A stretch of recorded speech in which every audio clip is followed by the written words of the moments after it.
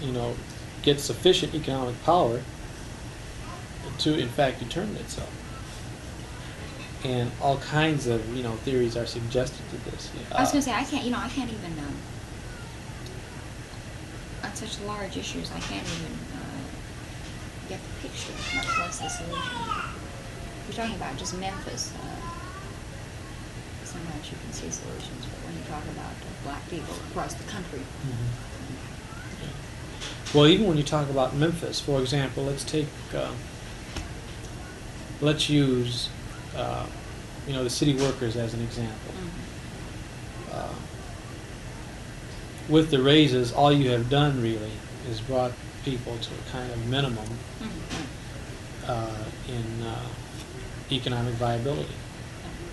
You know, I mean, you've brought people who are working in city, you know, occupations to a point where they can live somewhat decently. You really haven't made them people who can put so much aside in the bank, buy a decent home, stuff like this. You really haven't come through with a program yet that is leading towards, you know, people buying a good house with a backyard. You're just raising people to a level of basic living. Yeah, right.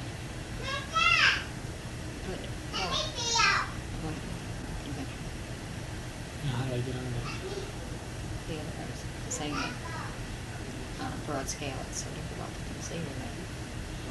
I mean, obviously, I look at Memphis, and obviously what's got to be done in Memphis to start with, you've got to raise the tax rate considerably before you can even talk about some sanitation workers. That's right. That's right. And this, again, I suppose goes back to education of white people, so they'll vote to raise the taxes, which is... But it seems like every problem leads into another one, and you end up in a big circle. Right, that's why... Mom, can I have a Tootsie Roll? Yes, you can take one of all the kids. Okay. How many is that? How many kids are there? Yeah. 5. 5? Then. Yeah. But I'm taking orange this time. Okay, fine. That's why Mom, economists talk about, what you know... happened? That's why economists talk about real structural changes, you know, in society to bring about the kinds of changes that will begin to come to grips with the problem. I wish I were an economist to give you some idea of, you know, what some of these programs could be and what kind of specific structural innovations would, you know, take place. 3 examples are given in the latest issue of Ebony. I haven't really had a chance to see that issue on Black Revolution, where they mention 3 different plans that have been suggested that would, you know, really lift up a whole black community. For example, building, you know, the kind of corporations in the black community, the kinds of industry in the black community that would give substantial wages to black people would be one thing that would be more than piecemeal or you know, subsistent kinds of occupations. Well, it seems to me that Nixon's new welfare program is a structural change. For all the bugs in it and everything that's the matter with it and whatnot, it would appear to me that philosophically what he's doing here is try to lay a base under which theoretically no one would fall. Yes. Which is what, for instance, Castro finally got done in Cuba, and which would, it appears to me to be different than the welfare concept previously. Yes.